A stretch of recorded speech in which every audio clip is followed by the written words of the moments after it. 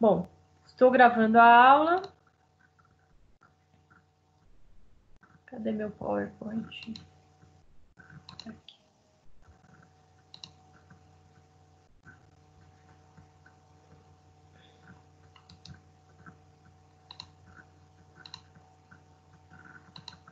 Só um minutinho que eu não estou conseguindo compartilhar.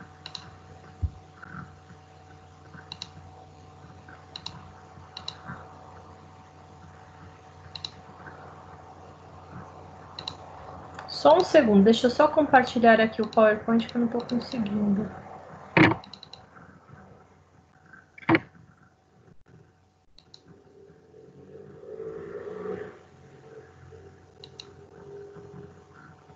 Agora vocês estão enxergando o PowerPoint?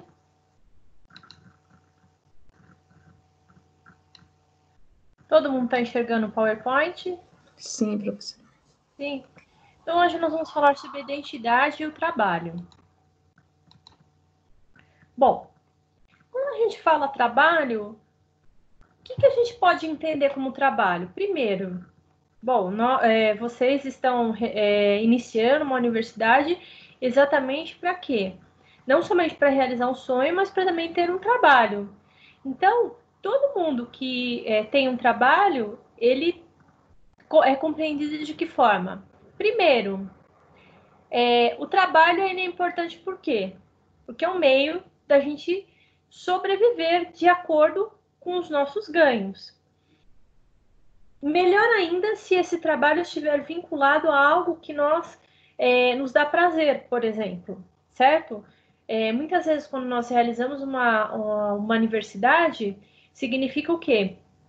Significa que além de ser um trabalho para o restante das nossas vidas, né, ou não, também é algo que vai nos trazer prazer.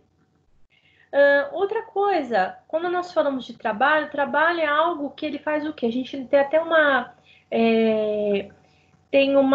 um ditado que fala que o trabalho dignifica o homem, ou seja, o trabalho ele também fornece sentido para a nossa existência. Porque muitas vezes nós somos reconhecidos pelo nosso trabalho.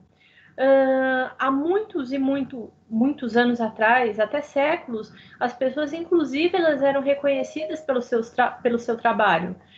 Fulano ferreiro, fulano barbeiro, fulano médico. Só que agora vai ficar difícil toda hora ficar admitindo alguém, porque eu vou ter que parar a aula para admitir o pessoal. Ó, eu não agora, a partir de agora eu não admito mais ninguém, porque senão eu não consigo dar aula, ok? Bom, vamos lá. Todo mundo sabe que a aula começa às 10 para as 7. Bom, então o trabalho ele é super importante para o ser humano. Deixa eu dar um recado. Pessoal, por favor, entrem na sala mais cedo, porque toda vez que eu tenho que admitir alguém na sala, eu tenho que parar o meu raciocínio para admiti-los. Então, eu peço, por gentileza, que entre no horário correto. Eu esperei até agora para admitir a todos e atrapalha, tá? Bom, ó, vou até... o trabalho, então, ele também é um elo de integração nossa com a sociedade. Como eu disse, ele é um meio também de realização própria. Também nós temos a realização pessoal através do trabalho, tá? O trabalho, ele tem um sentido diferente para cada indivíduo, ou seja, ele tem uma dimensão subjetiva. Ai, minha Nossa Senhora.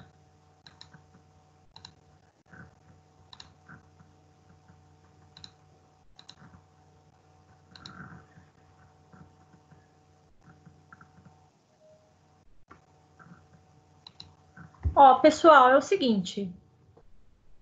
Eu peço encarecidamente para vocês para entrarem no horário da aula, tá? No máximo, estourando até 7h20. Porque toda vez que eu tenho que admitir alguém na sala de aula, eu tenho que parar a aula para poder falar. para poder colocá-los, admiti-los na sala de aula, tá? E está se tornando ruim porque eu perco o raciocínio no que eu estou falando, tá certo? Então fica difícil. Toda hora eu ter que parar.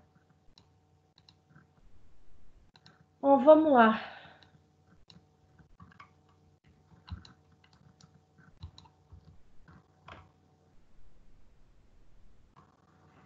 Bom, voltando. O trabalho, ele é compreendido de diversas formas, como eu disse para vocês. Ele pode ser ligado, pode ser vinculado ao prazer, ou ele pode estar totalmente desvinculado ao prazer de trabalhar. Ele é um meio necessário para a sobrevivência do ser humano. Antigamente, inclusive, nós éramos o quê? Reconhecidos até mesmo pelo nosso trabalho, tínhamos um reconhecimento, até nos era atribuído essa identidade pessoal através do trabalho. O trabalho, ele é um meio de integração nosso com a sociedade, porque através do nosso trabalho nós exercemos um papel determinado na sociedade.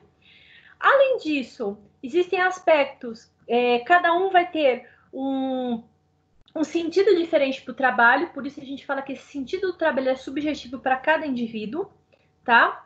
E também tem aspectos que são concretos ligados ao trabalho, e um deles, que é um dos principais, é o quê? A remuneração. Esses são os aspectos concretos, principalmente a remuneração decorrente desses esforços que nós temos para realizar determinada atividade, e tem os aspectos que são subjetivos, né? Que são o quê? As atribuições pessoais que nós damos ao trabalho da gente. Por quê? O trabalho, como eu havia falado lá no início, ele pode ser algo que nos dá prazer. Ele pode também, ele também é uma forma de nos consolidarmos, consolidar a nossa identidade, mas, como eu já até falei em outras aulas, ele também pode ser uma fonte do quê? De adoecimento, principalmente quando nós temos o quê? Frustrações relacionadas ao trabalho. Quando esse prazer relacionado ao trabalho ele é frustrado, o que acontece? O indivíduo ele pode até mesmo adoecer. Por quê? A saúde mental desse indivíduo fica comprometida, tá? Bom, quando que ocorre esse adoecimento? Principalmente quando nós vamos trabalhar, temos esse desejo, né, de tornar esse trabalho, fazer essas atividades de modo melhor, porém nós nos defrontamos com o quê? Com a realidade do trabalho, que nem sempre é aquela que a gente imagina. Então, o que acontece? Muitas vezes a empresa, ela coloca o quê? O projeto do trabalhador diante do modo operatório. Por quê? Dependendo do trabalho que nós exercemos, muitas vezes nós temos que exercer esse trabalho de acordo com as políticas da empresa ou as políticas do local onde trabalhamos. E às vezes esse modus operandi, ele é o quê? Ele é imposto pelas essas organizações, de modo que muitas vezes nós não podemos exercer esse trabalho, muitas vezes com criatividade, por exemplo. E aí o que acontece? Quando ocorre essa situação que a empresa, né, ou o local onde trabalhamos, ela acaba podando esse trabalhador, o que acontece? Ele poda também o quê? A espontaneidade e também a autonomia. E isso acaba afrontando esse trabalhador com essas políticas da empresa, e muitas vezes o que acontece? O trabalhador ele age conforme aquela política da empresa, não age com espontaneidade, a autonomia é cortada, e o que acontece? Esse trabalhador, ao invés de ter prazer ao trabalhar, ele trabalha porque ele necessita da remuneração final. Muitas vezes nós acabamos trabalhando conforme nos é solicitado, não conforme, digamos assim, nossos valores, digamos assim. Por quê? Porque nós precisamos trabalhar, tá? Bom,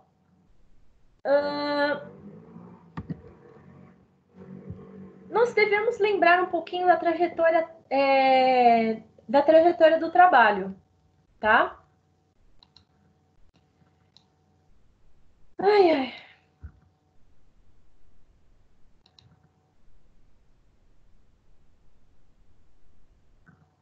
da trajetória do trabalho. Pessoal, eu peço a vocês novamente, entrem no horário da aula, porque eu tenho que interromper o raciocínio para poder admiti-los.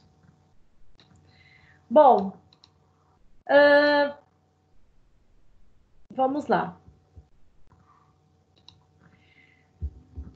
Falando um pouco da trajetória histórica. Antigamente, os trabalhos eram predominantemente o quê? Eles eram de predomínio braçal, ou seja, desde o princípio da humanidade. Ou seja, esse indivíduo ele desenvolvia uma atividade repetitiva que dependia apenas do seu esforço físico. Com o aumento das tecnologias, com a contemporaneidade da humanidade, o que foi ocorrendo? As atividades elas começaram a ser mediadas pelo quê? Pela tecnologia. E lembre-se que lá no final do século XIX nós tivemos o quê? A industrialização do mundo, né? Então, antes começou esse processo de industrialização, ainda nós tínhamos o trabalho braçal, nós tínhamos o trabalho repetitivo, principalmente nas gerações anteriores, tanto a minha quanto a de vocês, nós tínhamos principalmente o quê? Aquele indivíduo que muitas vezes só tinha um emprego durante a vida inteira. Os indivíduos, eles acabavam por ter o quê? Um interesse muito grande na estabilidade do trabalho, nessa segurança e domínio do ambiente. Como eu havia falado, essas tarefas muitas vezes elas eram repetitivas e as organizações elas se responsabilizavam pelo desenvolvimento de seus empregados. Diferente da atualidade, as mudanças antigamente elas não ocorriam tão rapidamente como ocorrem hoje. Elas ocorriam de modo lento. Então, muitas vezes esses indivíduos eles acabavam ficando durante muitos anos no mesmo emprego, desenvolvendo sempre a mesma atividade e sem mudanças significativas, até mesmo no modus operandi do trabalho. Hoje em dia, não. Nós temos o nosso cotidiano é o quê? Nós acabamos por migrar para trabalhos onde nos oferecem muito mais condições e também nos oferecem não só condições, e também até mesmo uma remuneração maior. Antigamente, as pessoas, inclusive, elas tinham orgulho de pertencer à organização que elas pertenciam e também tinham gratidão por lhes conceder esse trabalho. Garanto a vocês que vocês podem até me contar que avós, né, bisavós, que trabalharam durante anos, por exemplo, vamos supor, tem gente aqui no servidor público estadual que trabalha há mais de 30 anos, há mais de 30, 20, 25, 30 anos, por exemplo, que o seu primeiro emprego foi, por exemplo, no servidor público estadual e provavelmente esse indivíduo vai se aposentar lá. Muito se vê isso também ainda nos empregos que são de domínio público, né? Essas pessoas elas entram jovens nesses empregos públicos e muitas vezes pela estabilidade que ele lhe oferece, ele acaba permanecendo durante anos e anos, até mesmo até a sua aposentadoria. Bom,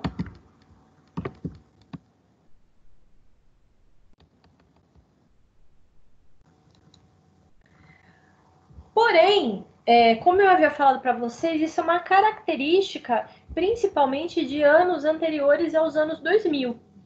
À medida que nas últimas décadas o trabalho ele foi sofrendo transformações em decorrência da globalização, o que acabou acontecendo? As mudanças econômicas e sociais que foram intensificadas principalmente lá a partir dos anos 80, eu diria até mais, até mesmo no final dos anos 80. Então, eles acabaram produzindo o quê? Ambientes organizacionais, né, empresas, cada vez mais dinâmicos e flexíveis. E neste caso específico, o que acontece? Essa dinâmica desses ambientes organizacionais que se formaram a partir dos anos 80 com o aumento, né, da tecnologia, das mudanças constantes de tecnologia, acabaram levando esses trabalhadores a quê? A incerteza e o risco. Ou seja, O trabalhador ele acaba lidando com muito mais intensidade e frequência com mudanças que são exigidas e relativas à produção e facilidade. E com isso ele tem que se adaptar rapidamente ao novo. Por exemplo, nós que estamos na área da saúde, veja, as mudanças na área da saúde, elas são muito grandes, né? Às vezes, de um ano para o outro, muda-se muita coisa, condutas e afins. E nós também temos que nos adaptar. E muitas vezes, principalmente para quem trabalha em outro tipo de serviço que não a área da saúde, muitas vezes esse indivíduo ele tem que estar até mesmo disponível para realizar o trabalho em outro local que não é aquele de origem. Não somente transferência para a cidade ou país, de acordo com as políticas, né, organizacionais, mas como, por exemplo, no hospital, é muito comum nós necessitarmos mudar por exemplo, de unidade hospitalar constantemente. Por quê? Eles alegam que o indivíduo ele não é daquela unidade hospitalar, e sim um funcionário do hospital, aonde esse funcionário, ele é o quê? Ele é um funcionário que ele tem que ser um funcionário que trabalha em qualquer local do hospital, por exemplo. Bom, então, nesse caso, o que ocorre? Tanto as organizações quanto os trabalhadores, eles precisam estar constantemente se reinventando. Por quê? Porque cada dia mais o mundo, ele está o quê? Ele está um mercado competitivo, globalizado e exigente. Ou seja, o indivíduo ele tem que estar se reinventando, realizando cada vez mais cursos de atualização, para que ele possa permanecer no mercado de trabalho. E ainda a gente pode citar que, além disso, muitas vezes o indivíduo ele acaba sofrendo até mesmo com aqueles indivíduos que não querem se renovar, eles acabam sofrendo e muitas vezes eles acabam tendo seus lugares tomados por indivíduos que são mais o quê? Aptos, né? Que estão mais atualizados naquele mercado.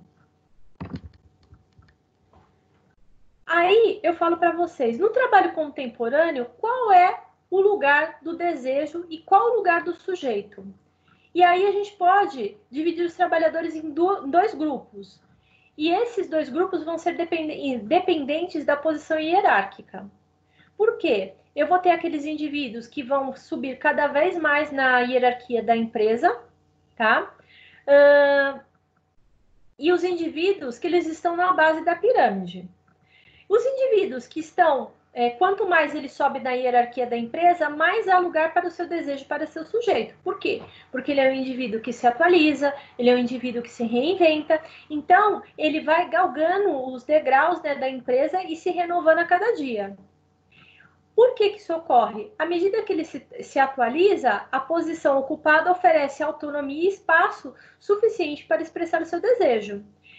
Vocês já perceberam que nos trabalhos tem pessoas que até falam a célebre frase: o importante é eu ganhar o meu dinheiro no final do mês. Ou seja, são pessoas que elas não estão, por exemplo, preocupadas com por exercer melhor esse trabalho. São às vezes pessoas que estão frustradas, que estão desgostosas. Bom, falando ainda sobre os trabalhadores que estão na base da pirâmide, muitas vezes os trabalhadores que estão na base da pirâmide, eles exercem o quê? Trabalhos menores. E muitas vezes esses indivíduos eles não são vistos pelos superiores como sujeito.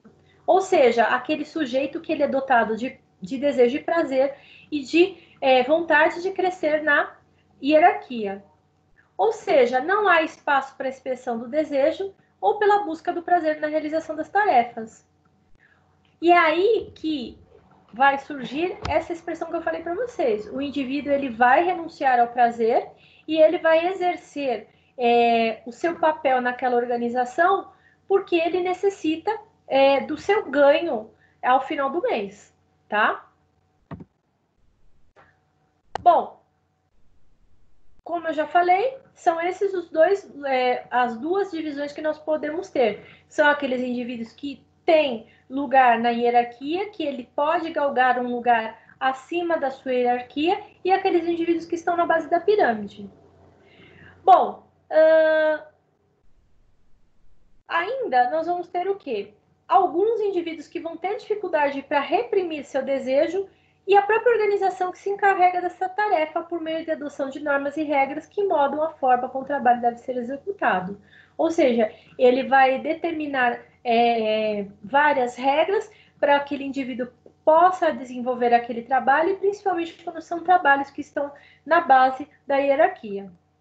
Ou seja, o indivíduo ele vai colocar o desejo, o desejo, né, de melhorar, o desejo do prazer do trabalho, ele vai se localizar entre a necessidade e a demanda, tá? E para que se compreenda que atacando o desejo se ameaça o regulador natural do equilíbrio psíquico somático.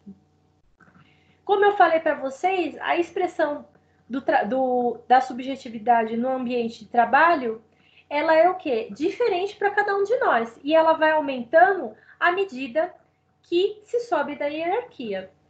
Normalmente, quando nós entramos numa empresa, o que inicialmente a gente visa é o quê? O crescimento dessa empresa, né? Então, para que a gente possa crescer, a gente também tem que demonstrar o que? O nosso potencial. E a força que nos faz crescer dentro da empresa é o prazer em desempenhar o trabalho. Bom, falando um pouco sobre a clínica do trabalho. A clínica do trabalho.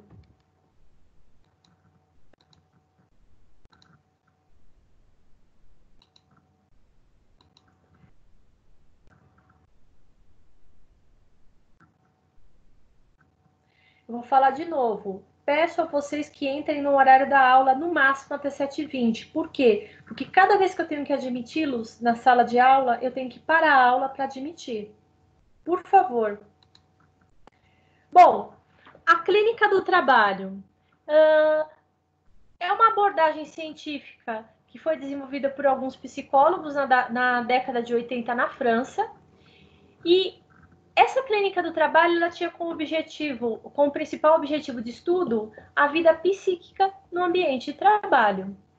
Lembra que eu falei para vocês que o fato de nós não termos um trabalho onde a gente tenha prazer em realizá-lo, o que acontece? Existe também o quê? Um sofrimento psíquico envolvido. Além disso, essa clínica de trabalho, além de estudar esse sofrimento psíquico que envolve o trabalho, também ela acaba por estudar estratégias, né, de enfrentamento para superar e transformar o trabalho em fonte de prazer. Ou seja, de uma forma ou de outra, a gente sempre vai ter um pouco de sofrimento. Por quê? Lembra do real do trabalho e o trabalho real? Muitas vezes, quando nós entramos dentro de uma organização, de uma empresa, nós temos uma idealização daquele trabalho, né? Por exemplo, vamos supor, eu digo mais assim do meu universo, que é o universo da enfermagem. Muitas vezes, quando nós estamos dentro da universidade, a gente galga o quê? Trabalhar num hospital de ponta. E muitas vezes a gente galga trabalhar nesse hospital de ponta, começa a trabalhar nesse hospital de ponta e vê que não é nada daquilo que a gente tinha idealizado dentro da nossa cabeça. Muitas vezes as exigências são muito maiores do que a gente imagina, tá? E com isso acaba por nos levar à insatisfação e à frustração. Então, essa clínica do trabalho, ela estuda tanto o sofrimento psíquico como as estratégias de Professora, diga. Quando você estudou, foi estudante de enfermagem, quando você entrou nessas aulas práticas, né, já atendendo, você teve um apoio de psicólogos dessa parte? Infelizmente, não.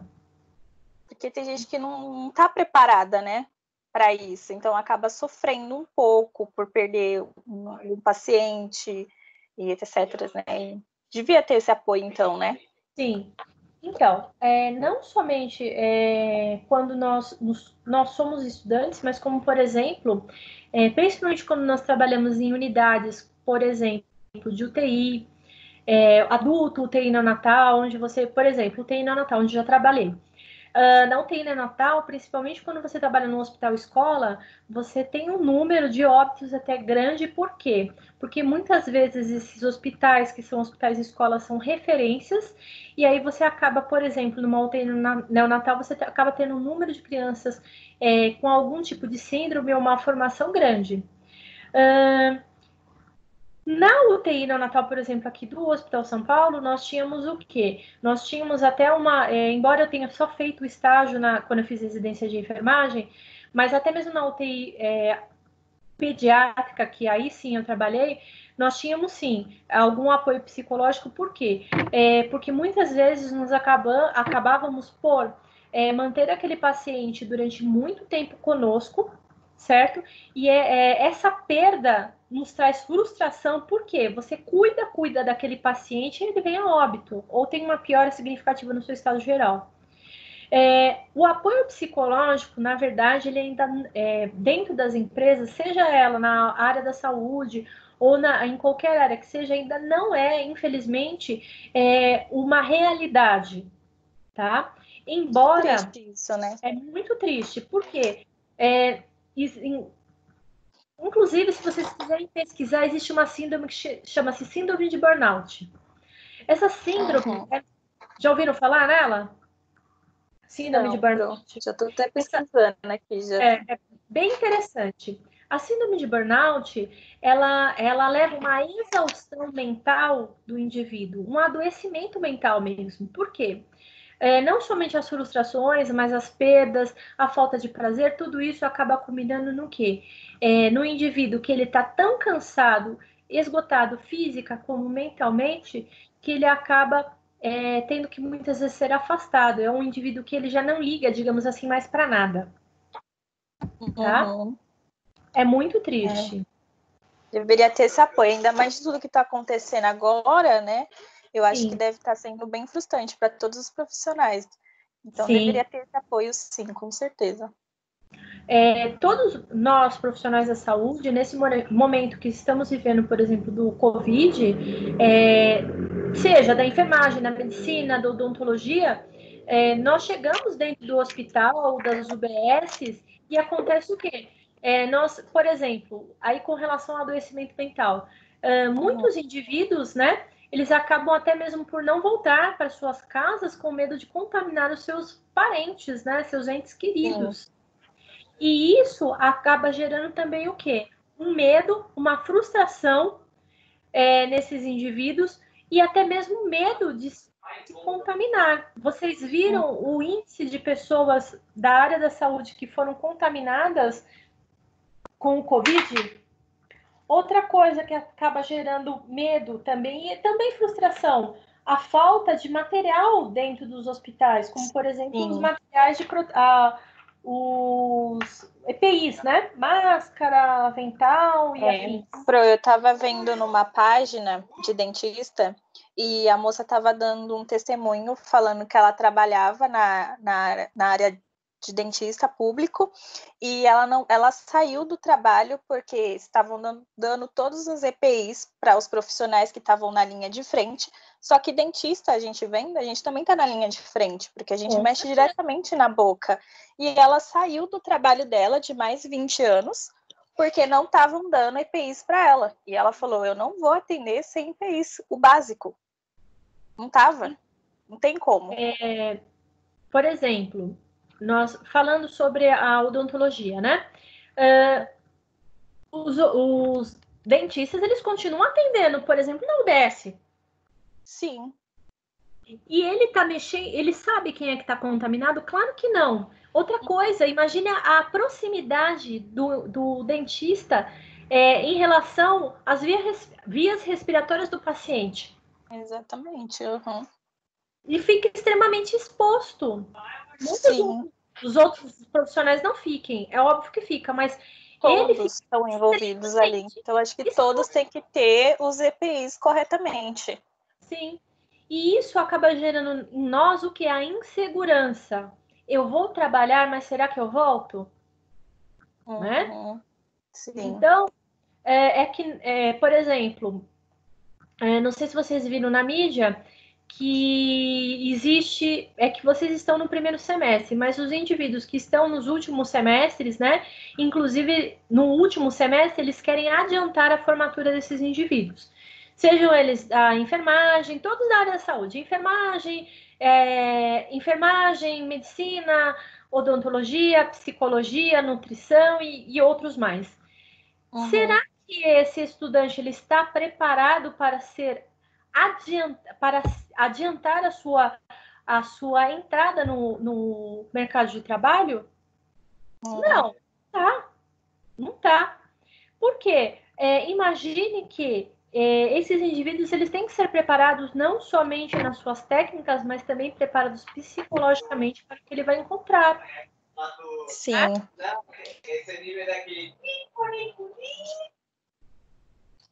Tá? Então, isso é importante. Outra coisa, muitas vezes a gente acaba se sujeitando a trabalhar em condições insalubres, como, por exemplo, a que você citou, dessa dentista, que acabou até mesmo pedindo demissão de um emprego onde ela havia estado durante mais de 20 anos. Porque muitas vezes a gente acaba se sujeitando devido à necessidade que nós temos, né? Imagine Sim. que na atualidade nós temos o quê? Nós temos, como eu disse para vocês, muitas vezes nós temos o quê? Uma escassez de trabalho, uma instabilidade nesse trabalho, né? Que nos faz muitas vezes nos sujeitarmos não somente a situações insalubres, mas como também nos sujeitarmos à frustração. Volto a falar, muitas vezes nós temos na nossa cabeça uma idealização do nosso emprego, né?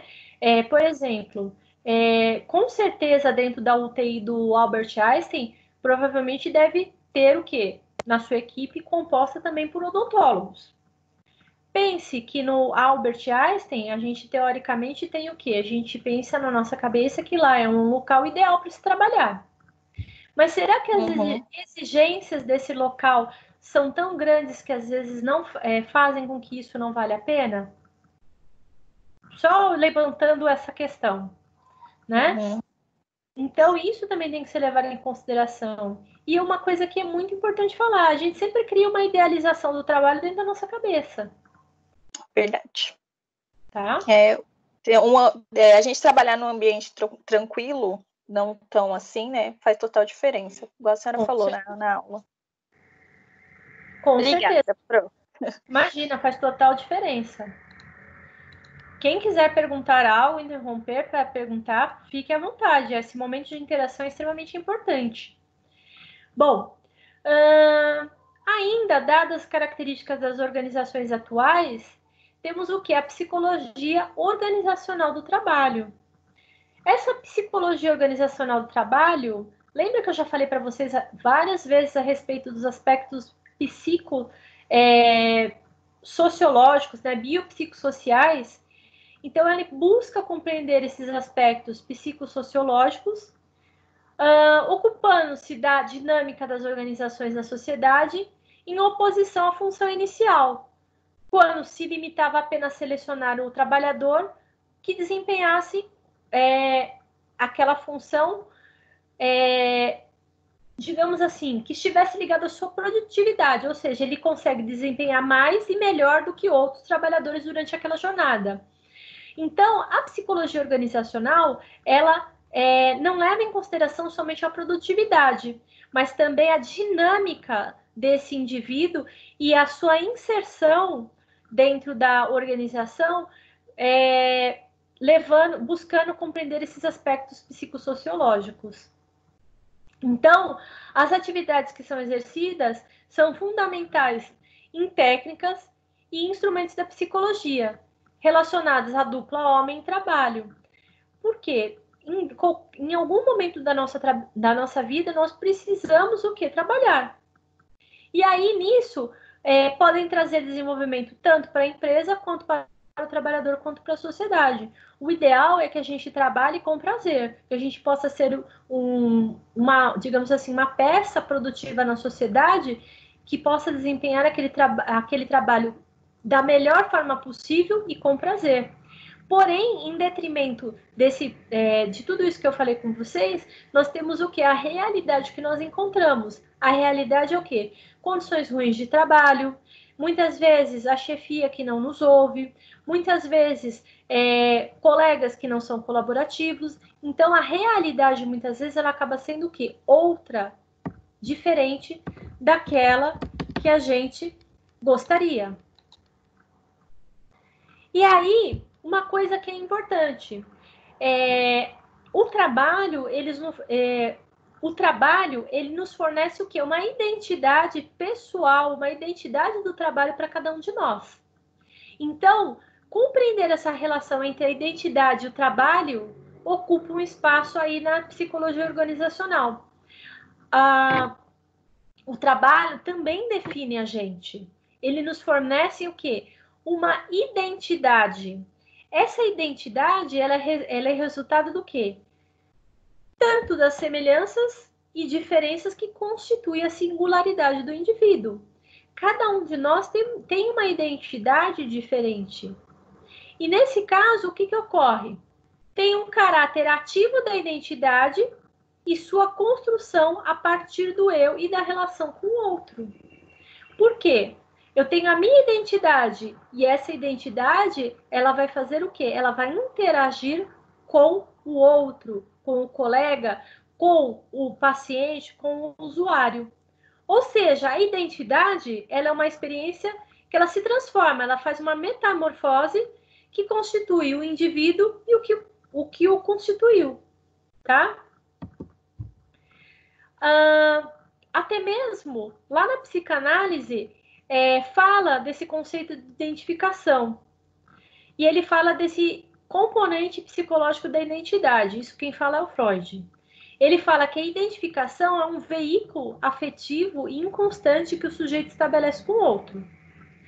E o outro, ele é tomado como modelo, o que é essencial para a construção e desenvolvimento do próprio ego. Lembra que eu falei, acho que na segunda aula, a respeito era o ego, o superego e o id. O ego é o que a gente é. Por isso, a identificação, que é compreendida pelo Freud como componente psicológico da identidade. Ou seja, a identificação precede a identidade. A identificação, para o Freud, ele falava que era um componente afetivo. Ou seja, um componente afetivo e inconsciente com o outro. Além disso, a identidade, ela é o quê? O momento particular da identificação que tem como função completar determinadas necessidades na relação do indivíduo com o mundo que o cerca. Bom, na vida adulta, o trabalho, como a gente havia falado lá no início da aula, o trabalho ele tem um papel super importante na consolidação da identidade. Por quê? Porque o trabalho, a partir do momento que a gente começa a trabalhar, o trabalho ele permite o quê? Ele nos permite desenvolver uma confiança em si mesmo, que foi algo até uma das colegas de vocês, que agora eu não vou lembrar o nome, ela perguntou se nos era oferecido um apoio psicológico. Muitas vezes, quando nós sofremos determinadas situações, por exemplo, em estágio, essa confiança em consigo próprio, ela acaba sendo perdida e a gente tem que restabelecer. Por quê? A partir do momento que nós começamos a trabalhar, esse trabalho permite que essa confiança em si própria ela seja o quê? Desenvolvida. Essa confiança ela também vai constituir a nossa identidade. Bom, obviamente que isso daí eu já tinha falado por diversas vezes. O trabalho, por melhor que ele seja, ele sempre vai ter o quê? Em algum momento você vai ter algum tipo de sofrimento ou frustração. Quando o indivíduo ele transforma esse sofrimento em realização pessoal, ou seja, ele começa a se reinventar, ele começa a criar soluções para esse sofrimento, ele começa a ser reconhecido como um indivíduo capaz de resolver problemas. Então, ele é super bem visto pela sua chefia. Por quê? Ele é um indivíduo que ele é versátil. Ele consegue transformar aquela frustração em o quê? Em um trabalho melhor. Bom, o aspecto mais importante para o trabalhador que sofre em decorrência do trabalho é o quê? É o reconhecimento dos colegas e gestores. Gente, a melhor coisa do mundo quando nós trabalhamos é quando nós somos reconhecidos. Por quê? Nos dá a seguinte sensação: eu sofri, mas eu sofri, mas esse sofrimento ele gerou algo bom, ele serviu para algo melhor. Por isso é importante, inclusive, que os nossos chefes e superiores, eles também elogiam os nossos esforços. Por quê? O trabalho, como eu disse para vocês, nem sempre ele é o trabalho do modo que nós imaginamos. Muitas vezes esse trabalho, ele também vem o quê? Com uma dose de sofrimento e de desafios. Ou seja, esse sofrimento, ele se transforma em realização pessoal, e ajuda a reconstruir essa identidade. Então, o sofrimento no trabalho, um pouco, digamos assim, ele também é necessário. Ele também é necessário para que nós possamos o quê? Nós possamos melhorar.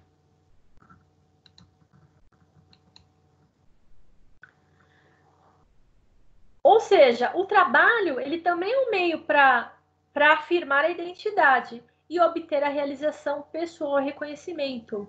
A coisa mais legal do mundo é quando nós temos não somente o prazer e a realização pessoal, mas também o reconhecimento dos demais, né? Não é legal quando nós, por exemplo, vocês alunos fazem algum tipo de trabalho e o professor chega para vocês: nossa, esse trabalho estava muito bom, parabéns. Ou então nós, como professores: nossa, professora, sua aula é tão boa.